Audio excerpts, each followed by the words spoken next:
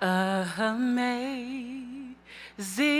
grace, how sweet the sound that saved a wretch like me.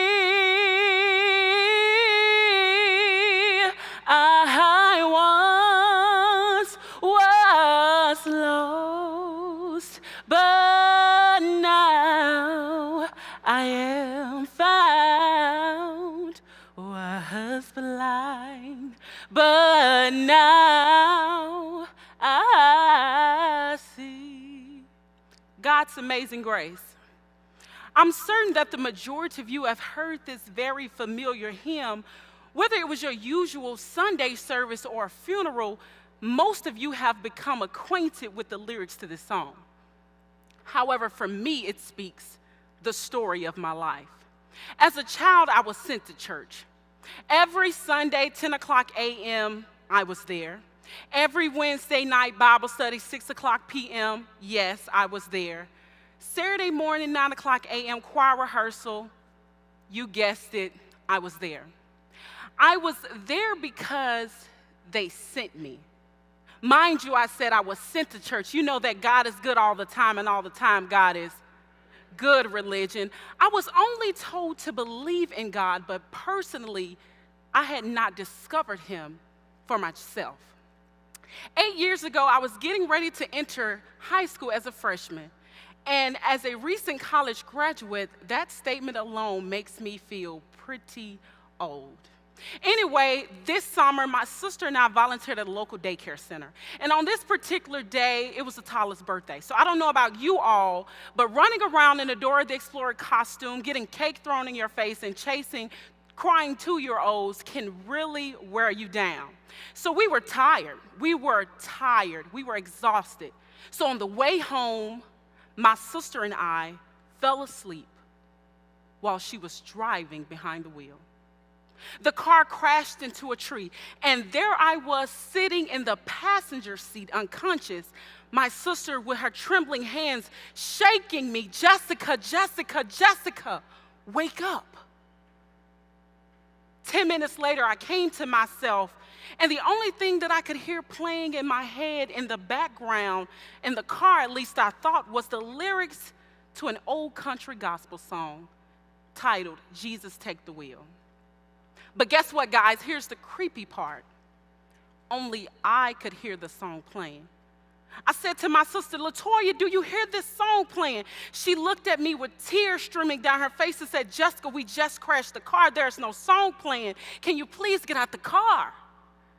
And I look at her and I said, "Toya, no, I know I'm not crazy. I know I hear this song. Don't you hear this song?" And she looks at me hopeless, as if I had lost my mind, and said, "Jessica, there's no song playing. Get out the car."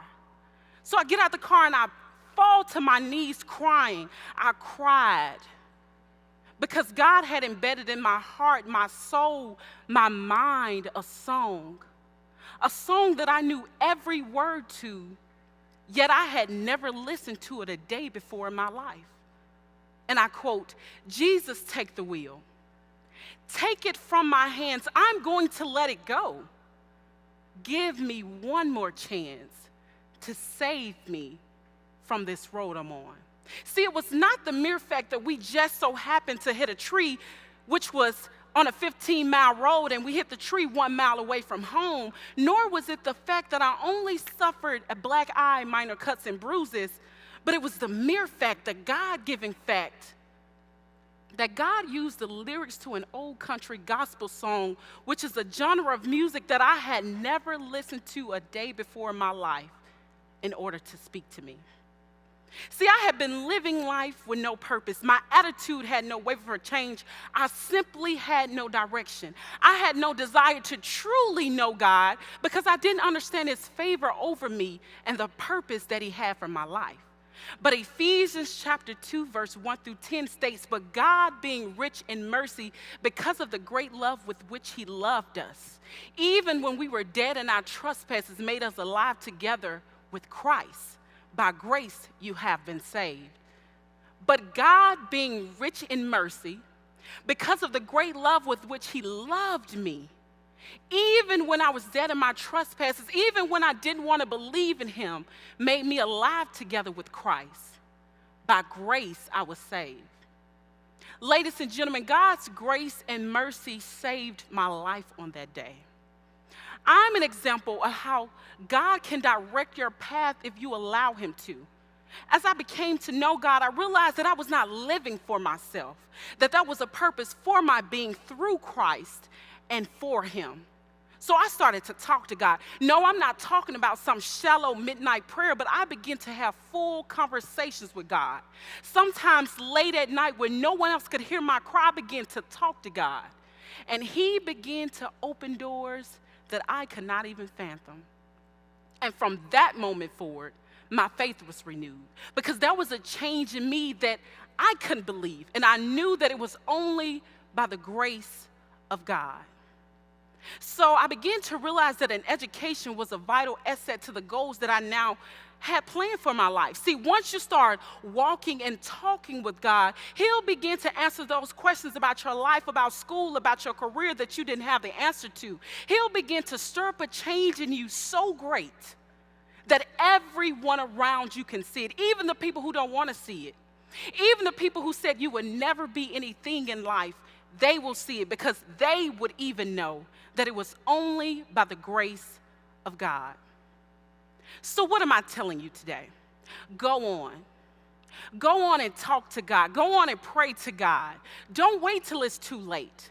Don't wait till you're somewhere on the side of the road and you're confused and you're crying in order to talk to God.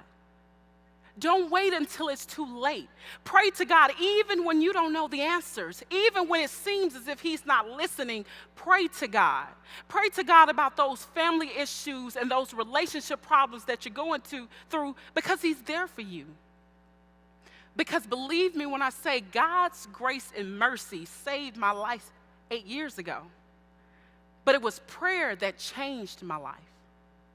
God's grace and mercy saved my life, but it was prayer that changed my life. So go on, pray to God, because his amazing grace is only one prayer away. Thank you.